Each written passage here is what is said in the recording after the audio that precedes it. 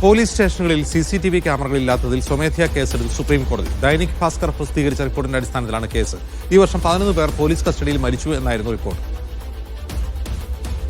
തൗഫീഖ് അസ്ലം വിവരവുമായി ചേരുന്നു. തൗഫീഖ്, കേരളത്തിലെ ഒരു കസ്റ്റഡി മർദ്ദനം വലിയ രാഷ്ട്രീയ വിവാദമായ സാഹചര്യത്തിലാണ് സുപ്രീം കോടതിയുടെ ഈ നിരീക്ഷണം. എന്താണെന്ന് കോടതിയിലുണ്ടായത്?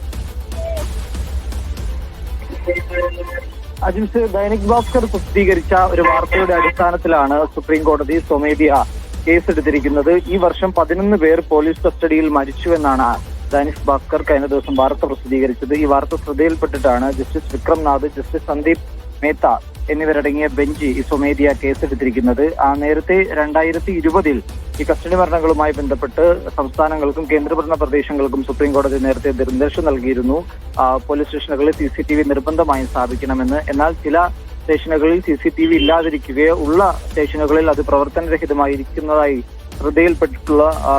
ശ്രദ്ധയിൽപ്പെട്ടിട്ടുണ്ട് തുടങ്ങിയ കാര്യങ്ങൾ കൂടി ഇന്ന് കോടതി പറയുകയുണ്ടായി. അടിയന്തരമായി ഈ CCTVകൾ ഇല്ലാത്ത സ്റ്റേഷനുകളിൽ അത് സ്ഥാപിക്കുകയും പ്രവർത്തനരഹിതമായി കിടക്കുന്നത് എത്രയും വേഗം അത് പ്രവർത്തന സജ്ജമാക്കണമെന്നുള്ള നിർദ്ദേശവും കൂടി സുപ്രീം കോടതി നൽകിയിട്ടുണ്ട്. ശരി തൗഫീഖ്.